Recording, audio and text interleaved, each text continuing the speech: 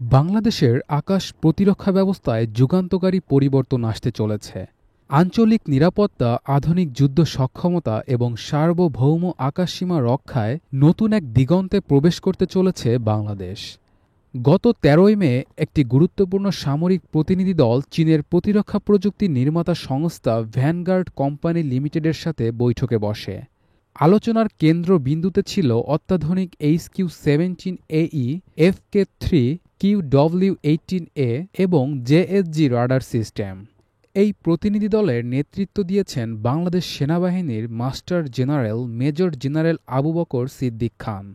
তিনি চীনের ভ্যানগার্ড কোম্পানির শীর্ষ নির্বাহীদের সঙ্গে সরাসরি আলোচনা করেন। সূত্রের দাবি, এটি শুধু একটি রুটিন বৈঠক নয়, বরং এটি একটি কৌশলগত পদক্ষেপ যা বাংলাদেশের প্রতিরক্ষা নীতিতে বড় রদবদলের ইঙ্গিত দিচ্ছে।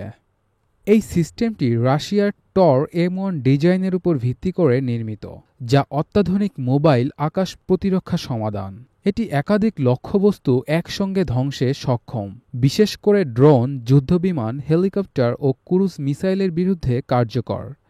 চীনের HQ-22 এর রপ্তানি সংস্করণ হিসেবে পরিচিত FK-3, যা মাঝারি দূরত্বে শত্রু বিমান ও ক্ষেপণাস্ত্র ধ্বংসে কার্যকর। এর সর্বোচ্চ পাল্লা প্রায় ১০০ কিলোমিটার পর্যন্ত। সোলজার লেভেলে ব্যবহারযোগ্য এই পোর্টেবল সিস্টেমটি দ্রুত মোতায়েনযোগ্য এবং হেলিকপ্টার বা কম উচ্চতার যুদ্ধবিমানের বিরুদ্ধে বিশেষভাবে কার্যকর। বাংলাদেশের সীমান্ত অঞ্চল ও গুরুত্বপূর্ণ স্থাপনায় এই অস্ত্র ব্যবহারে দ্রুত প্রতিক্রিয়া দেওয়ার সক্ষমতা বাড়বে। উন্নত সাপোর্ট রাডার হিসেবে JSG সিস্টেম এয়ার ডিফেন্স সিস্টেমের চোখ হিসেবে কাজ করবে।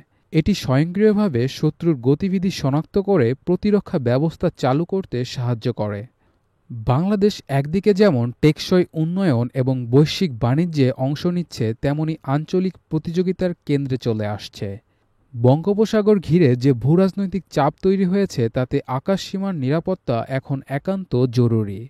দক্ষিণ পূর্ব এশিয়ায় সামরিক প্রযুক্তির রেশে পিছিয়ে থাকলে কৌশলগত সুবিধা হারাবে বাংলাদেশ, এমনই মত বিশ্লেষকদের।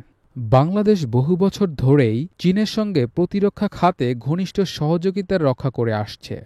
বাংলাদেশের নৌবাহিনীর সাবমেরিন থেকে শুরু করে বিমান বাহিনীর প্রশিক্ষণ জেট পর্যন্ত অনেক সামরিক সরঞ্জামেই চীনের ছোঁয়া রয়েছে। HQ-17AE ও FK-3 সংযোজন হলে এটি সেই সম্পর্কের এক নতুন স্তর হবে।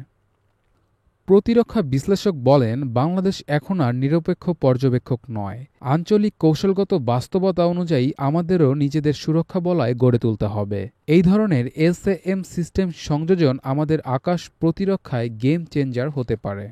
বাংলাদেশের এই আলোচনাকে অনেকেই দেখছেন ভবিষ্যতের একটি শক্ত বার্তা হিসেবে। এই সমঝোতা সফল হলে বাংলাদেশের সামরিক ইতিহাসে এটি হতে পারে আকাশ প্রতিরক্ষায় এক নতুন যুগের সূচনা।